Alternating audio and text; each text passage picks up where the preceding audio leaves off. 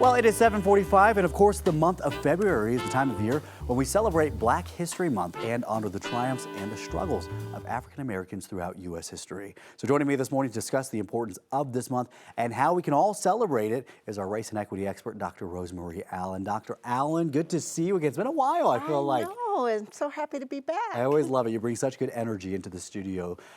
Can you tell us, what, in your opinion, is kind of a great way for us to celebrate Black History Month? You know, Jordan, one of the things that we can do first is to really reflect on who we are as individuals and as cultural beings.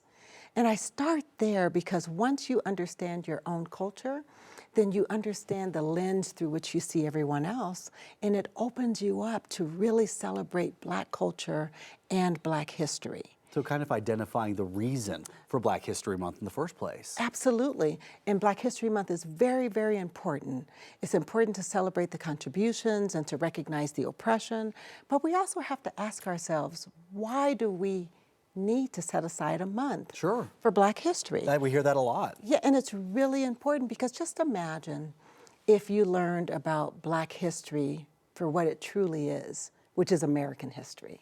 What if you learned in elementary school that Black people invented the clothes dryer, that Black people invented closed caption television, that Black people invented the caller ID or the traffic light?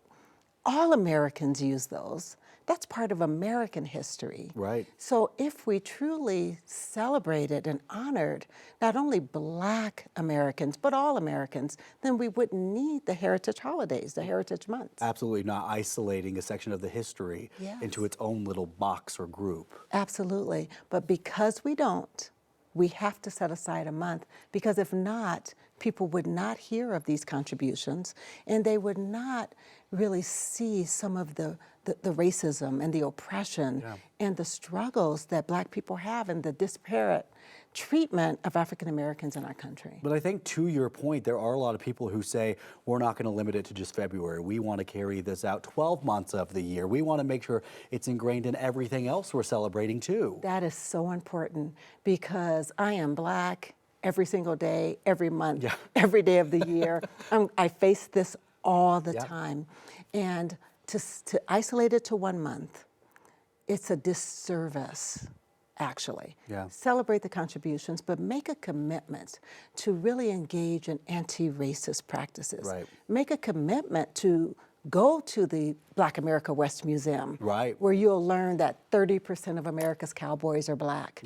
And that museum is the home of Dr. Justina Ford, who was the first African-American doctor, who was the only doctor to deliver Black babies. Go to the Blair Caldwell Museum, because Blair Caldwell Library, when you go there, you learn of the contributions of Black Coloradans here, now, and in the past. And to celebrate all year, support those Black leaders.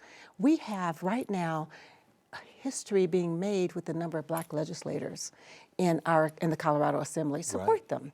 Contribute to their campaigns. Show up at the meetings. Show up at the state capitol to engage in the practices, the anti-racist practices that they're promoting right now. And learning to celebrate different parts of history simultaneously. You don't just have to celebrate one part of history during February. You know, take you, for example. You're Black, you're also a woman. There are so many different facets to you to be celebrated, and you can do that all at the same time without having to disregard any of it. And that's what I love about you.